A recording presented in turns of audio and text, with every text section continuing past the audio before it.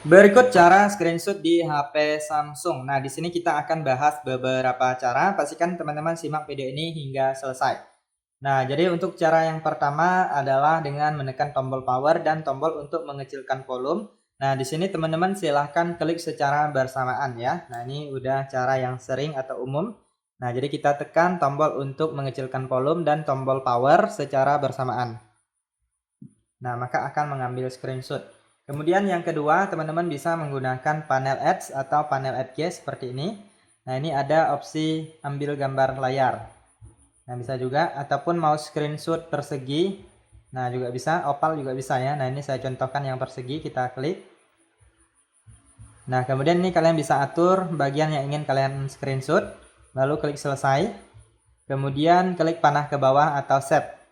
Nah, maka akan tersimpan ke galeri HP Samsung kita ya.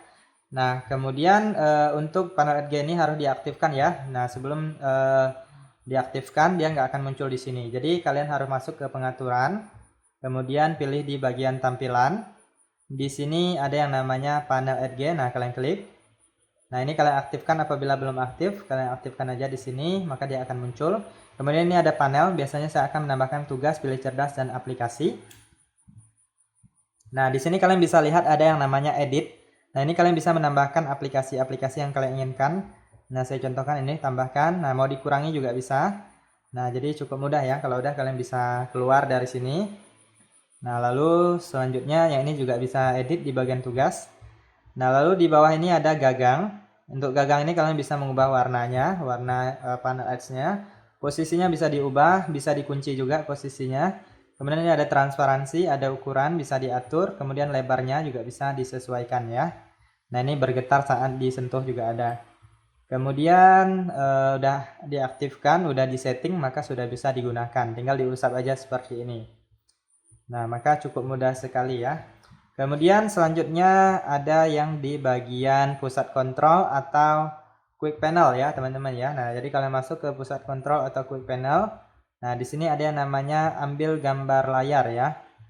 Ini dia, kalian klik. Nah, maka sudah bisa mengambil screenshot juga. Kalau nggak ada, kalian bisa klik di bagian ini, icon pensil untuk mengedit. Nah, jika belum ada ya, nah kalian bisa pilih edit di bagian ini atau yang ini juga bisa. Nah, tinggal klik tambah di sini ya. Pilih cari untuk ambil gambar layarnya, misalnya masih di bawah ya. Nah, kalian cari, kemudian kalian tambahkan. Nah, seperti itu ya teman-teman ya. Ini dia, ambil gambar layar. Nah, kalau udah klik selesai, maka dia akan muncul di pusat kontrol atau quick panel ya. Kemudian selanjutnya bisa juga menggunakan ini screenshot dengan jari ya, tetapi bukan dengan 3 jari. Nah, biasanya saya menggunakan cara seperti ini juga bisa. Nah, bisa ya. Gini juga bisa. Nah, memang kalau awal-awal memang agak ribet ya teman-teman ya. Nah, agak sulit kalau yang pakai kayak gini. Saya biasanya yang ini. Nah, seperti itu ya. Nah, jadi untuk di HP Samsung itu nggak bisa screenshot 3 jari ya teman-teman. Nah, jadi kalian bisa mengaktifkan fitur yang ini tadi di bagian pengaturan. Lalu kalian cari yang namanya fitur lanjutan. Lalu pilih di bagian gerakan dan gestur.